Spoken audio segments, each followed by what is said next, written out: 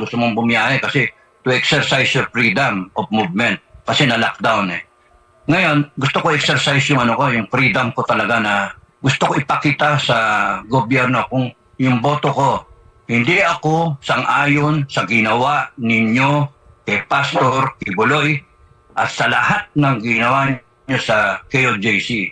May namatay, hinukay nyo ng hinukay yung doon, yung sacred ground, and then binastos nyo yung mga tao. Hindi sila kriminal at saka hindi dapat tinatratong kriminal yung mga tao. Kaya nga, I will vote for Pastor Kibuloy. No questions asked. Just to show na yung aking indignation sa ginagawa ng administrasyon na to, yung ginagawang pangungurakot, yung ginagawang pag-aapi sa tao, sa malilit na tao, yung pwersahan na titirisin ka ng ganyan, titirisin ka ng ganyan. May pangalan ka eh. Respektado ka ng mga tao. Meron kang pangalan na biniltap. Tapos dahil sa investigasyon lang ng Congress na ginawa yung gawa-gawa, na hanggang ngayon nag-imbestiga pa sila kung ano-ano imbestiga. No? And then, kung ano-ano yung ginagawa nila, pero yung sarili nilang Resolution 10, hindi nila i-address. Yung sarili nilang mga problema, hindi nila i-address. Kaya nga, I want to show with my vote and even my family's vote na we're going for Pastor Kibuloy, and then hopefully maganda yung kanyang plataforma. Gusto ko makakita yung plataforma niya.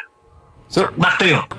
Isa po sa mga plataforma ni Pastor, mga proposed measures po ay nakatuon sa paglaban ng bayan sa usapin po ng korupsyon at isa po sa kanyang ipapanukala yung pagtatayo po ng Truth Commission o isang Anti-Corruption Commission na nakalatag po, sir, ang kanya pong ninanais.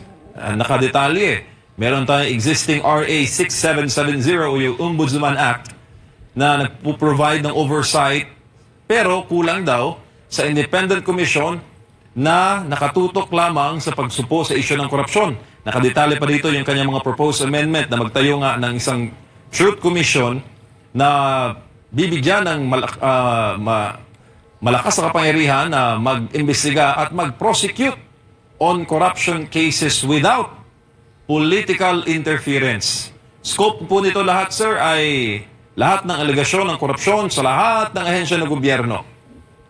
At meron din po itong parte ang taong bayan dahil may mandato na magkaroon ng regular na public reporting on the investigations and findings.